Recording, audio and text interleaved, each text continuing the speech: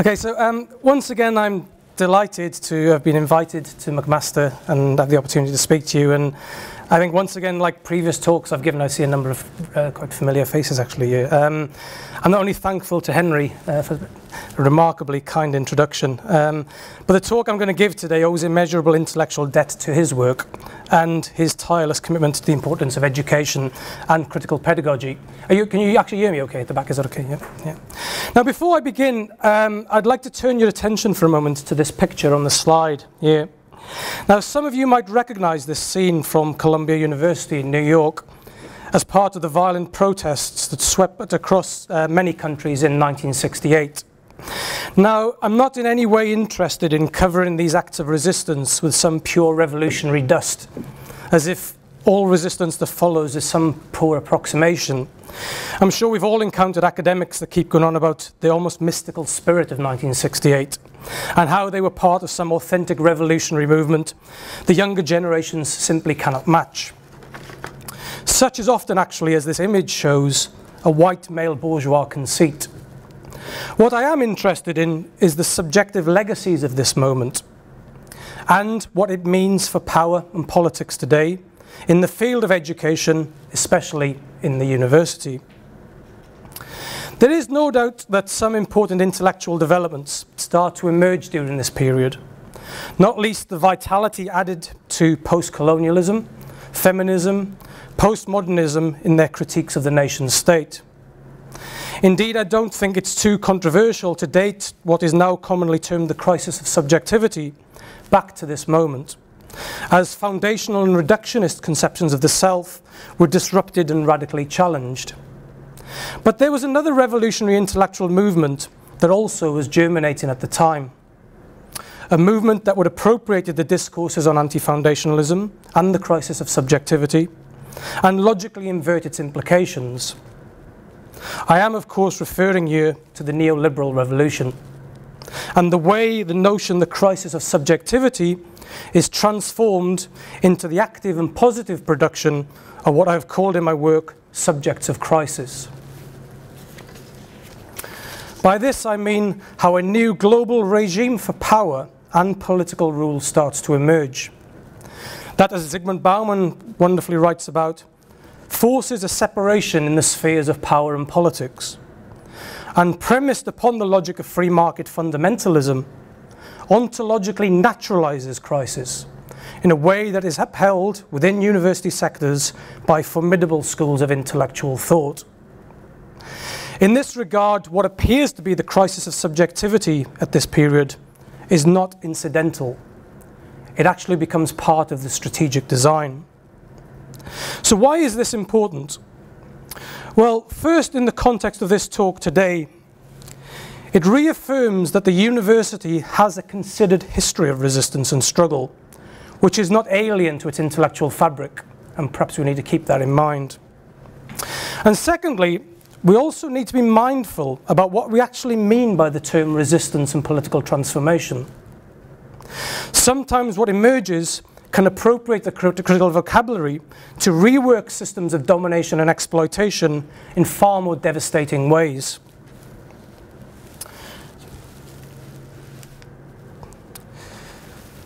So let's begin with a number of important points of clarification, or at least my own, I guess, understanding of a few terms, about what we actually mean by the key terms which featured in the title of the talk which I gave, namely the university, education, and resistance. Such terms are no doubt very familiar to us and part of the everyday political lexicon. But what do we actually mean by these terms, especially when we bring them together in conversation? Now, to my mind, these terms, university, education, and resistance, are inextricably bound together, to the extent, at least from the perspective of the university, that the removal of one denigrates the others. So let's begin with the term university. We might, of course, broach the question by simply pointing to various institutional settlements and arrangements.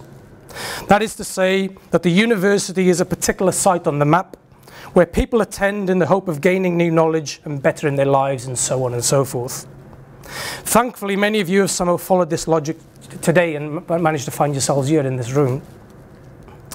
But the question I want to ask is, why are we here? Or to add a bit more urgency to the question, why are we here now, dealing precisely with the types of questions we're trying to deal with today? Now, when I was invited to give this talk, I was struck by the timely and yet almost timeless nature of the question, resisting the university. What is it about the current historical conjuncture, a term which Henry just previously used, which forces us to raise the question, resisting the university? And how might we connect this to a history of critical thinking? What I'm gesturing towards here is a conception of the university which is far greater and much more important than any institutional arrangement or settlement. It is to deal with the university in terms of what I want to call an ecology of thought, which I will return back to in a moment. Now, the idea that the pursuit of intellectual inquiry is all about asking the right types of questions at a particular moment in time is not, of course, in any way new. We actually find it appearing quite literally central to Raphael's famous 1509 masterpiece, which some people believe actually embodies the spirit of the Renaissance, the School of Athens, which features in the Vatican, which remains, I would argue, one of the most iconic representations of thought still to dominate the Western imaginary and the humanist tradition. What's important to note here is the two figures in the middle of the composition. Plato on the left, who is pointing to the heavenly metaphysical stars, and Aristotle, the student on the right, who is gesturing downwards as he sees the true pursuit of intellectual inquiry being more concerned with earthly affairs.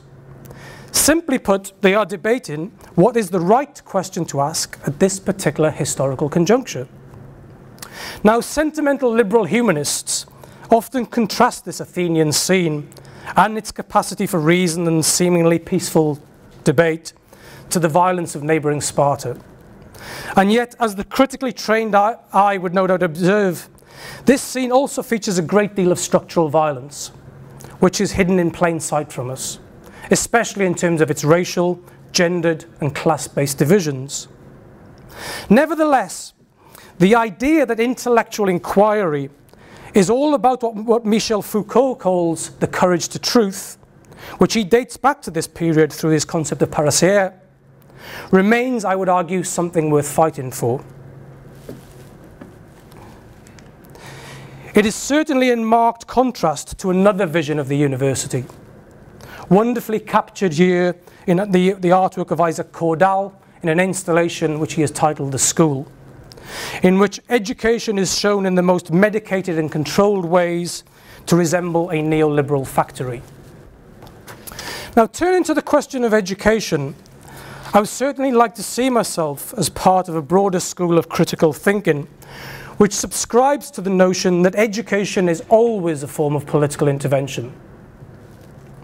One of the most evident places to start with this is with the following powerful quote by Paulo Freire. As he writes, "The more radical the person is, the more fully he or she enters into a reality so that knowing it better, he or she can transform it. This individual is not afraid to confront, to listen, to see the world unveiled. This person is not afraid to meet the people or to enter into a dialogue with them. This person does not consider himself or herself the proprietor of history or of all people, or the liberator of the oppressed.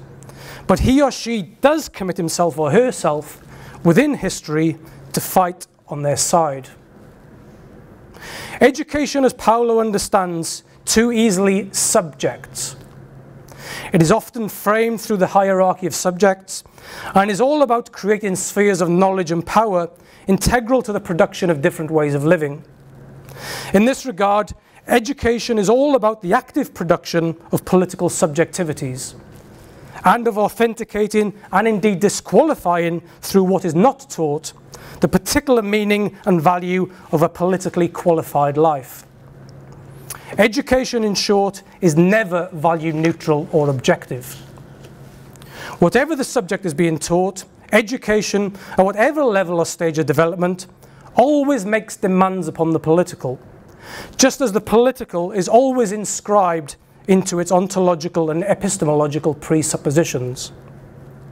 Now, in order to bring Paulo's work up to date on this and to emphasize the real political stakes, I could do no better than point you in the direction of Henry's books, The University in Chains, and his more recent, The Violence of Organized Forgetting, which I will return to a bit later in my talk. So where does this leave us in terms of thinking about resistance? And indeed, what do we actually mean by the term? It is fair to say, especially on the left, that there is very little agreement in terms of the question of resistance. One person's resistance might look like another person's compromise. I take my own particular start point on this subject with Foucault's conception of power, which shows resistance is an integral element to any power relationships. Or, as Hannah Arendt would have argued, if you have no capacity to resist, hence there is no power relationship to speak of, what remains is pure unmediated violence. Resistance, in short, as Foucault understands, is crucial to any viable notion of empowerment. There is no power without resistance. We might, however, even take this a stage further and connect it to Gilles Deleuze's provocative claim that the final word on power is that resistance comes first. In his attempt to break out of some dogmatic dialectical thinking, what Deleuze is actually suggesting with this claim is that resistance shouldn't be confused with some negation of the world. Resistance isn't negative. It is the order of hierarchy to negate life and to suffocate the world. Hence, for Deleuze, that which already affirms life is forced through modes of incorporation into dogmatic orthodoxies to become resistive, on account of the fact that regimes of power recognize that autonomy, a true autonomous existence, is dangerous. So what does this mean when thinking about resisting the university? Or to put it another way, how might we reimagine the university, what the university actually is politically, from the affirmative and creative perspective of resistance? What if by making micro-political claims upon the university through this notion of resistance, we might also, as neoliberals do time and time again, invert the logic to imagine a shift away from the University of Crisis to the University of Resistance? I am drawn here to the distinction Foucault draws between the milieu and the apparatus. Simply put, for Foucault, the milieu points to a broad environmental frame which is open to the infinitely possible, whereas the apparatus seeks to control the milieu by policing the borders, imposing forms of regulation to control the conduct of conduct and to domesticate thought. In regards to our problematic, the university, the milieu is the potential we might read as being an ecology of thought, whereas the apparatus is the management of a controlled regime of knowledge, power and truth. And let's be clear, neoliberalism is an apparatus which seeks to control knowledge, power and truth. So why is this important? Well, if we see the university initially from the perspective of power, in its ideal form, as an apparatus for the promotion of regulated thinking, then invariably the concept of resistance is viewed negatively. However, if we understand the university in its primacy to be this ecology of thought which Foucault points towards, which always exceeds the boundaries of institutional and regulatory control, then the milieu in which it operates should by definition prioritize critical agency. Resisting the university, in other words, is not obstructive. It should be central to the university's mission, insomuch as resisting the university means to stay principled to the value of critical education and the idea that the world might be transformed for the better. It also means to resurrect the idea that a central mission of the university should be to hold power to account. Now, again inspired by Henry's work, I want to begin by arguing, and moving on to argue, that in order for us to steer the university in this direction, to broaden our conception of the university as an open ecology of thought, we are required to gain tangible purchase on the logics of neoliberal power as a pedagogical force.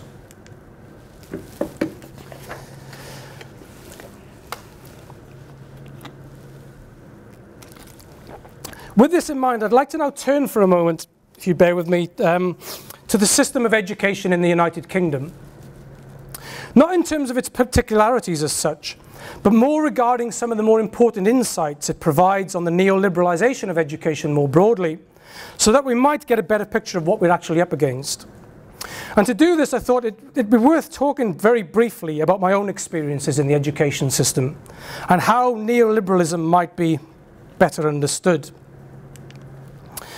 To give you some background, I grew up in the heartlands of the working class mining valley communities of South Wales. This is actually a picture of the town in which I grew up in.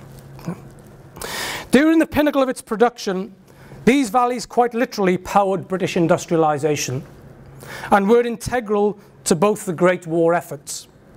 The Welsh valleys at one point led global coal production and its outputs. Needless to say, it was a place that was integral to the formation of what is now misguidedly termed the British Labour Party, and was heavily unionised. However, growing up as I did during Margaret Thatcher's Britain, exposed the underclasses in such areas to the raw realities of power politics. The pace of change introduced into every aspect of the social system was such that the term revolution seemed both appropriate and denigrated in the very same moment. Thatcher, following the example already set by General Pinochet in Chile, found ideological solace in the works of Milton Friedman and Friedrich von Hayek to set in place the first comprehensive neoliberal assault on the United Kingdom's social state and its educational system. She found a particular ally with this mission, of course, in Ronald Reagan, who in equal measure used the economic stagnation of the previous decade to instigate widespread social reforms beyond anybody's sense of acceptable mandate. Such change invariably demanded a market-savvy authoritarianism. No coincidence then that Thatcher voiced her support and admiration for many belligerent dictators, most notably the apartheid regime in South Africa, openly calling Nelson Mandela a terrorist, while overseeing the sales of arms to suppress popular uprisings across the world. The Iron Lady, as some affectionately called her, ruled with an iron fist. She also exposed most fully the fundamental deceit writ large that neoliberalism and democratic principles are mutually exclusive. Democracy, in fact, proved to be an unnecessary impediment or critical distraction to the real business of political rule. Thatcher's Britain was consciously brutal and violent by strategic design. It evidenced most fully Rosa Luxemburg's insistence that genuine capitalist change needed the most uncompromising forms of political intervention if it was to truly take hold. There was nothing natural about the embrace of free market fundamentalism. Not in any way incidental, Thatcherism was also dominated by a series of ongoing events and political crises which profoundly shape in the complex political consciousness of the nation, complemented in sophisticated ways the domestic changes to all aspects of social life. The Falklands War set in the tone for the regime, which reverted time and time again to a war paradigm to crush all forms of internal and external opposition. You'll note this very famous picture of Thatcher taken during the Falklands War. The irony of the Welsh three feathers actually emblazoned on the tank as if the war was fought for the working class communities of South Wales. Government brutality in Northern Ireland against the internal terror threat was such that Amnesty International openly described the regime as one of the most tyrannical in the world. The British Metropolitan Police were openly recruited into an ideological war as labelled Thatcher's foot soldiers, and which waged outright violence against the trade unions and the working classes. Now, this was not only witnessed in the state-sanctioned violence against coal mining communities such as those in South Wales, More perniciously, it shaped all social and class-based relations, as recently exposed in the widespread cover-up of the Hillsborough football disaster that led to the tragic loss of life of 96 victims. This is tragically depicted here in George Eisler's memorial painting titled Hillsborough. Such violence was a direct result of political decimation of the underclass, whose value to society rapidly shifted from pride in local community spirit to a pathological burden upon the economy and the social order of things. Something which neoliberalism does time and time again, reduces broader social issues to pathologies. It was perhaps somewhat fitting then that Thatcher's tenure ended with a political fallout from the poll tax riots that brought levels of violence to the capital streets which might have easily have been termed a political uprising. Thatcher's Britain was shaped by the contours of an ideological war. Educational policy as such was absolutely central to the domestic assault. Neoliberal reforms marched hand in hand with a consolidation of power made possible by the creation of a national curriculum that promoted a competition ethos and tried to decimate any political and cultural claims to autonomy. This was complemented by widespread institutional reforms aimed at introducing market-driven incentives into educational policy. Such reforms, it must be added, set the foundation for the crude league tabling of performance indicators which is so endemic to educational policies today. Now, growing up during this time in a comprehensive state school system, I guess taught me the pernicious nature to the class-based dimensions to British society. Along, it must be said, with the value and the importance of critical pedagogy. Being on the receiving end of what Michel Foucault aptly terms the capillary ends of power, this environment personally fostered a healthy skepticism of positivist ontologies and so-called progressive logics regarding educational policy. Comprehensive education, in short, as I remember it, was shaped not by the question of what I would like to study, but by careers advisors who would come in every week and ask me, what would you like to do when you grow up? To which I always responded, astronaut, which was always countered by, be a realistic, son, response. It's fair to say that I was actually a late developer in school. While subsequent leftist governments in the United Kingdom brought a number of benefits to educational policies, not least encouraging students from poorer backgrounds to think that a university education was possible, there was no effective reversal of this neoliberal approach. The widely touted idea of education for all, in fact, developed alongside the intensification of performance measures, which became all the more prominent as the education system was more and more framed in global terms. Opening up the education system to a world of opportunity proved less about empowering educational workers and students than it was about ensuring global competitiveness and a marketable standing for elite institutions, all the while fueling a debt economy by encouraging poor classes to defer payment for an increasingly private education, many of which some of them are simply incapable of paying off today. Now, not in any way incidental to our concerns, the Tony Blair government was instrumental in collapsing education with a war paradigm, as it began linking the former with the causes of conflict and violence in the global borderlands. This image, incidentally, came from a conservative election poster in 1997, devised by the Saatchi and Saatchi Advertising Gallery, although it seemed remarkably prophetic in terms of what Blair subsequently became. As the liberal wars on terror gained momentum, so educational policies back home were increasingly tied to terrorism preventative strategies, which often conflated the radical with the fundamental to disastrous political effect. Now, what's been experienced today is a completion of this process, as the entire educational sector, from the earliest primary stages to the university, is facing a full-force neoliberal transformation, albeit with a distinct catastrophic twist. Pupils are increasingly rendered as consumers, while education workers become increasingly disposable. Such disposability is not incidental. It reflects the crisis of the times. Indeed, the so-called crisis of the university sector in the UK is not some natural or inevitable development. It's part of the strategic design.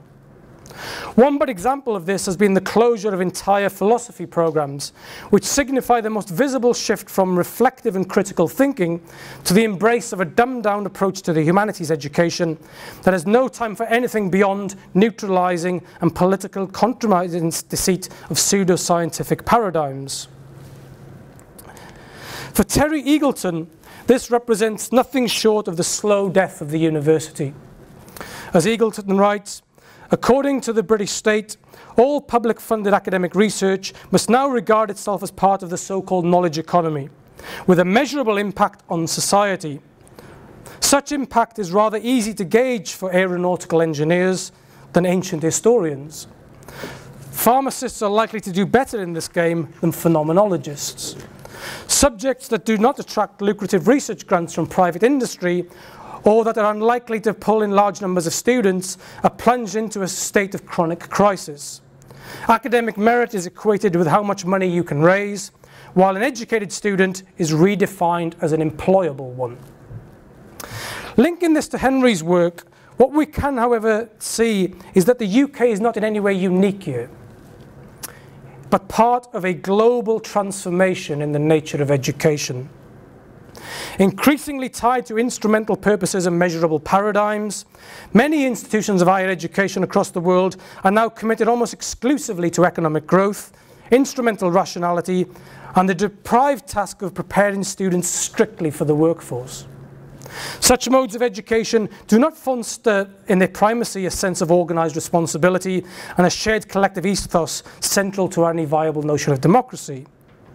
Nor do they promote the idea that an essential function of the university is to hold power to account, and that producing critical minds is enough impact in itself.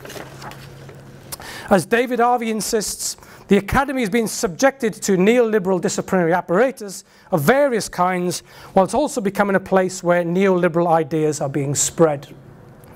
The impact upon faculty is very evident.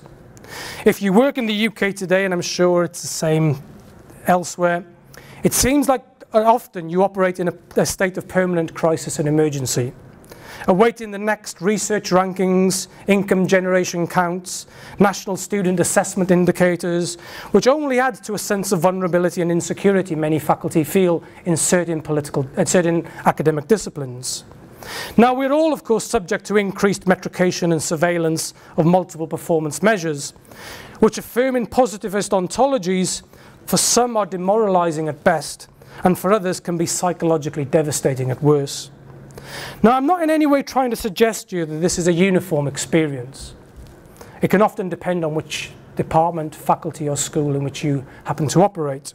Thankfully, I have the privilege of working in a school which still fights to retain the integrity of the academic, to which I recognise as a distinct privilege. But I have also worked in a department where I have witnessed the most toxic conditions take hold as a result of this shift towards performance measures. Now, one of the areas that I think there's been a notable, if under-critiqued, change here to academic life is the major restructuring in the logics of time. It should become quite clear to us that in order to understand power, we need to have an understanding of time. Criticality doesn't simply fall from the skies. It demands an apprenticeship that requires time and dedication. Nobody has understood this better than Paulo Freire, who shows how the political is often decimated the more we increase the speed of flows. As an academic working today, it's almost impossible to state when you're at work and when you are not. Now, we might of course say that such is the life of an academic. But when this becomes bureaucratic, then we enter into a new terrain of thought management. I often wonder whether many of the critical thinkers that we hold on a pedestal would even gain meaningful employment in such conditions. I can only imagine Immanuel Kant going to an interview and saying, I have this great idea for the critique of reason. Unfortunately, nobody's going to read it for 200 years. Or Karl Marx saying to a research director or an interviewing panel that he's currently working on the critique of the inner workings of capitalism, but it might take him 20 years to finish it. And I wouldn't even know where to begin with Nietzsche. But my real point here, of course, is that the position of the academic today is not only deeply vulnerable, it is precarious as a matter of strategic choice. Because the university is a university of crisis, which is part of a broader system of knowledge production which authenticates the logic that things are fundamentally insecure by design.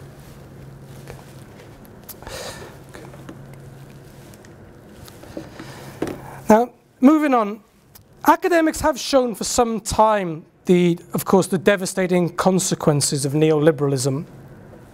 And my own encounters with this, I guess, started in the fields of international political economy and critical development studies, which took seriously everyday questions of insecurity, vulnerability, and precariousness.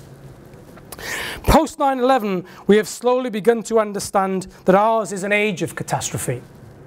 From terror to weather and everything in between, we are reminded on a daily basis of the multiple dangers that threaten to engulf our societies at any given moment. Indeed, if we believe the science, we might already be walking amongst the ruins of the future. There is always another catastrophic event on the horizon. Neoliberalism, however, is not a static phenomenon and has adapted to these conditions. Indeed, while we might be able to write of neoliberalism as being politically catastrophic, it has also adapted to the age of catastrophe in which we live and profits from it accordingly, something which Naomi Klein has called disaster capitalism. Even the most stalwart neoliberal economist now asks that we all accept a more austere and tempered imaginary, relegating the dream of unending growth and unlimited human potential to a bygone era. Indeed, if wars and local crises overseas continue to be used as an opportunity for intervention for imposing neoliberal regimes of political rule, back home the appropriation of discourses of disaster and general insecurity has profoundly shaped and shifted the logic of capital, such that permanent austerity and anxiety is increasingly, it seems, becoming the dominant maxim for political rule. Hence, if questions of sustainability once emerged in zones of impoverishment as a way to temper local claims for political empowerment, contemporary neoliberalism seems to thrive on the fact and the fear that we might all be going south. The implications are twofold. First, faced with the task of managing the life-chance divide between the global north and the global south, we now see that liberal societies are effectively bunkering down and enclosing up the borders in the hope of just simply holding on to what gains they have. The refugee crisis engulfing Europe exposes this on a daily basis. And two, that the future is now a terrain of endemic and unavoidable catastrophe is almost a given in policy circles. Dystopia, in other words, is no longer the realm of science fiction, as suggested, for instance, by the increasingly urgent recent climate change reports, warning that the integrity of the planet's biosphere is already collapsing. It is the dominant imaginary for neoliberal governance and its narcissistic reasoning, something myself and Henry wrote in the Disposable Futures book on dystopian realism. In such times, affirmative critical thinking actually becomes a burden, as being able to question the fundamental ontological and epistemological parameters is tantamount at being at odds with the dystopian logics of the time. One could even go further and argue that thinking itself in such conditions becomes dangerous. Not only do uncertainty and precariousness breed anxiety and insecurity, they are repackaged as being the only viable way to envisage our political futures. As I have written elsewhere, nowhere is this more evident today than in the doctrine of resilience, which has become a defining mode of subjectivity for an age that has normalized catastrophe and its promise of violence to come. As many of you will no doubt appreciate, resilience was originally conceived in the fields of ecology, child welfare and sustainable development, but has fast become the new social morphology for liberal societies. Moving beyond narratives of victimhood, which are now taken as a given, it normalizes a survivalist ethos for navigating the fragilities all human systems face. To thrive is all about bouncing back from some inevitable form of trauma we are all going to experience at one point in our life.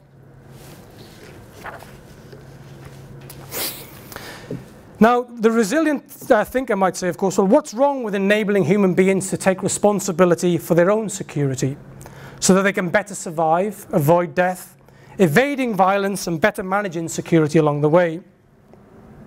That's why, of course, resilience has generated such a proliferation of popular literature of self-help manuals, helped at enabling people dealing from everything from a terrorist attack, so you can actually buy a resilience book on how to survive a terrorist attack, the self-help guide to Al-Qaeda, so to speak, but also onto all everyday dangers such as extreme weather, redundancy, and even divorce.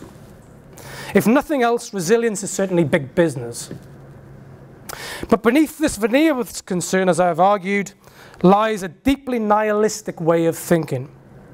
It creates an image of the world which is fully in tune with the neoliberal way of thinking of capitalism today, in which the future is assumed as insecure by design.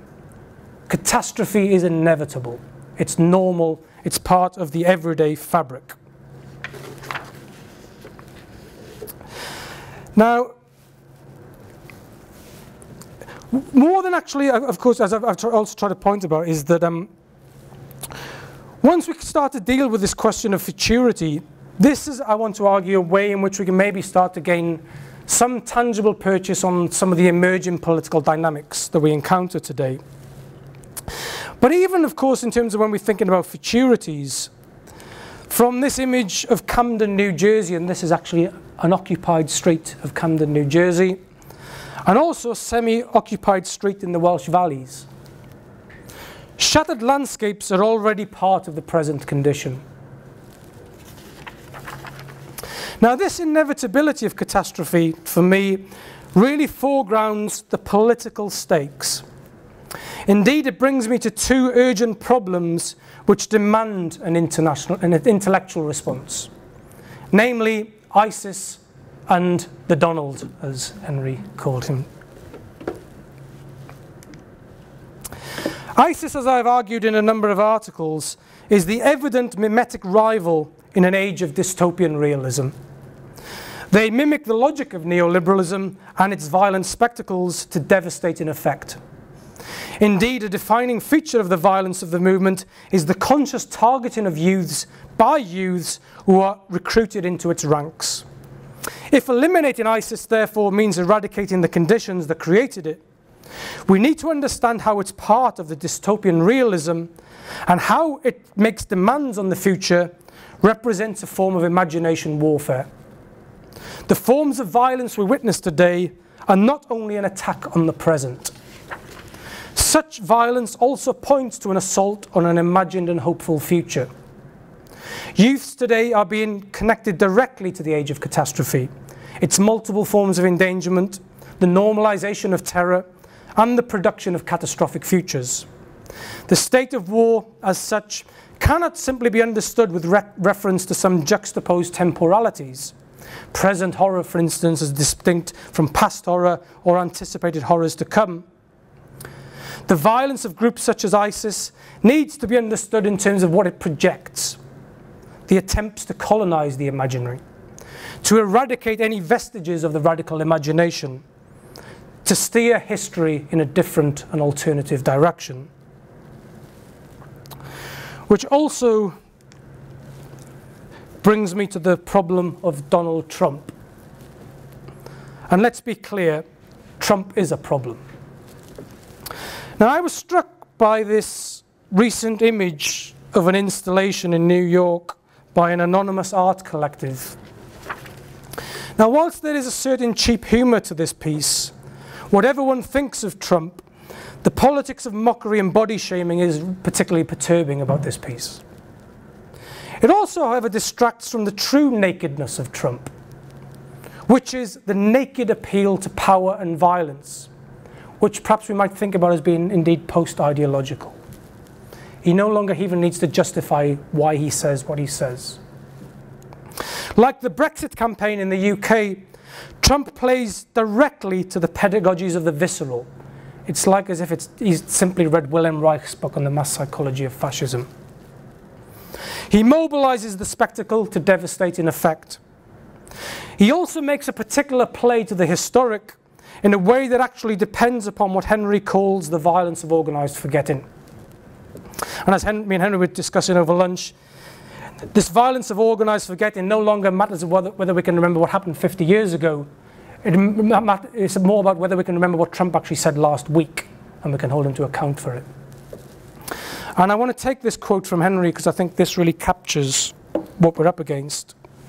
As he says, "Unfortunately, we live at a moment in which ignorance appears to be one of the defining features of American political and cultural life.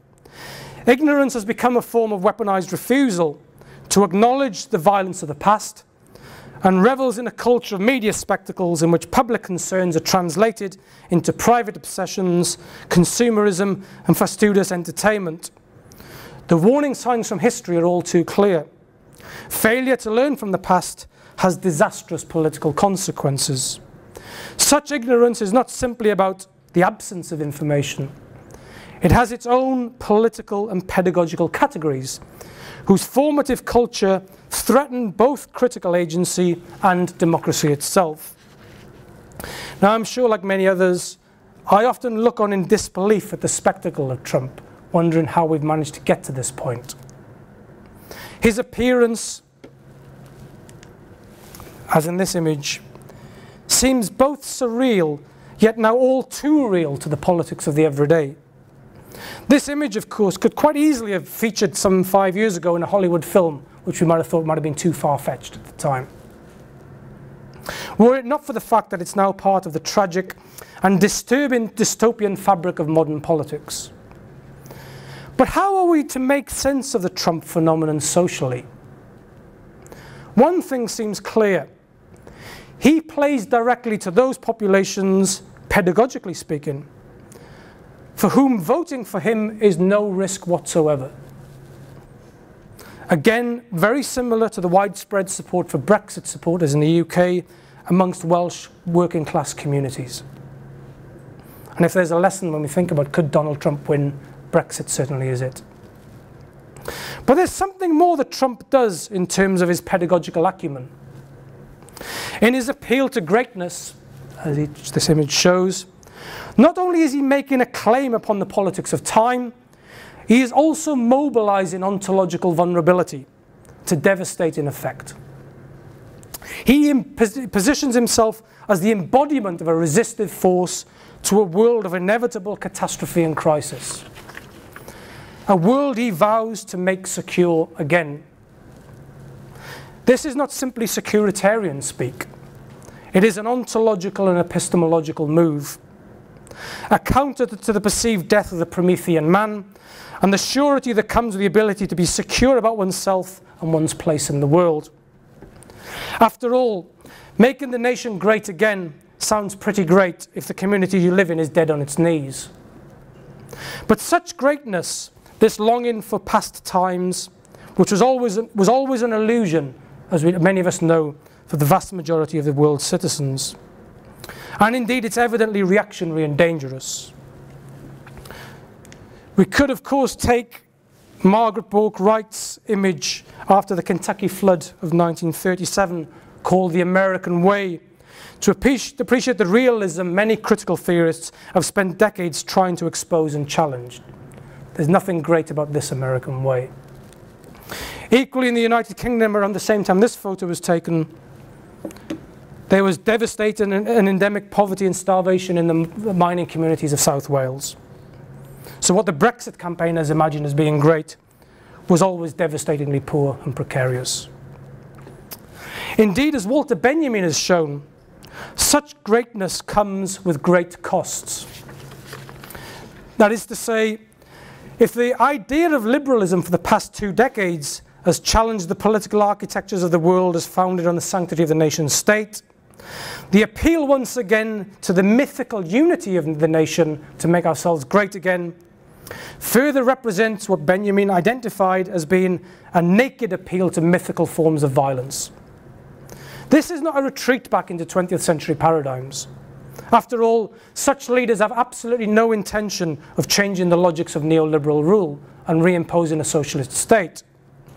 What it does, however, point to once again is a change in the nature of capitalism. Indeed, In the UK, for instance, a recent government minister noted that whilst there would be new restrictions on the free movement of people post-Brexit, this wouldn't apply to high-skilled workers such as bankers, which he labelled, specifically mentioned. Yeah. So bankers can still enjoy the free movement as opposed to others because they are high-skilled workers. The increasing concentration of wealth in the hands of a small majority of people today depends upon a global system of architecture and containment.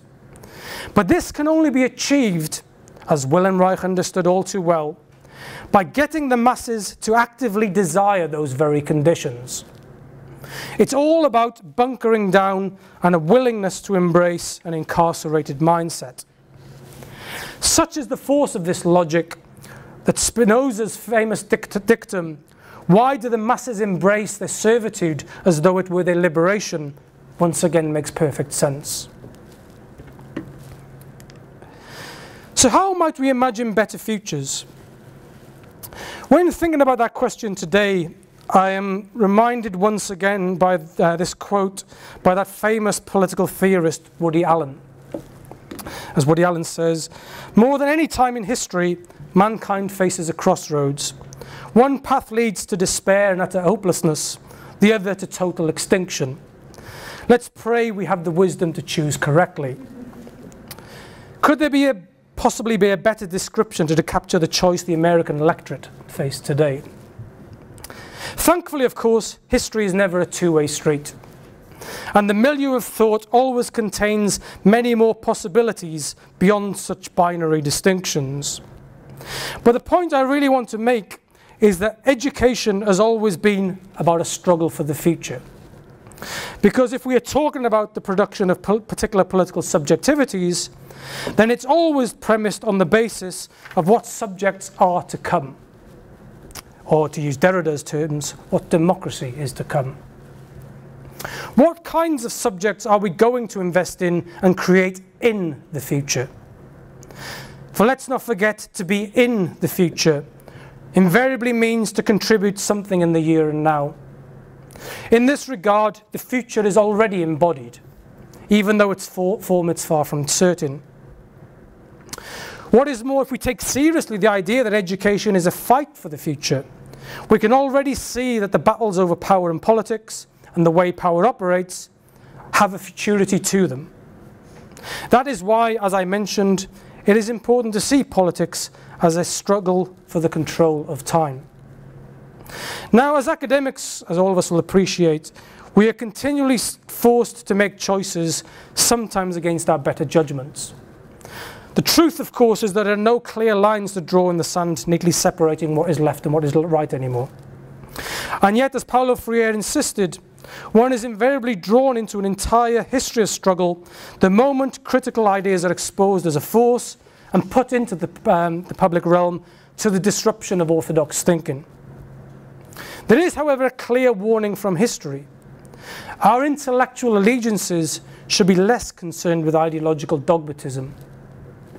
There is, after all, no more micro-fascist or intellectually violent person than the authenticating militant whose self-imposed vanguardism compels allegiance to the stupidity of unquestioning loyalty and political purity. So to conclude, let's not lose sight, perhaps, of the fact that critical ideas are a matter of critical importance, especially in the current moment. Public spheres such as universities, in which critical thought ought to be nurtured as part of an ecology of thinking, provide the minimal conditions for people to become worldly, take hold of important social issues, and alleviate human suffering as a means of making more just societies.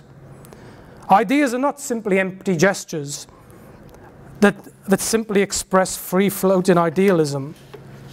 Ideas provide a critical foundation for assessing individual and collective agency and what it might mean to exercise the courage to speak the truth to power. They offer us the opportunity to think and act otherwise, to imagine alternative worlds, challenge common sense assumptions, cross over into new lines of inquiry and take positions without standing still or lamenting the catastrophes of the world. Foregrounding the value of critical pedagogy and the political function of the university as an ecology of thought might then allow us to challenge the imposition of a corporatized dystopia and the monstrous offsprings that it continually produces. I'd like to end today with the words of the Salvadorian poet Roque Dalton, as he says, "Like you, I love life, the sweet smell of things, the sky, blue landscapes of January days. And my blood boils up and I laugh through eyes that I have known the buds of tears. I believe the world is beautiful and the poetry, like bread, is for everyone.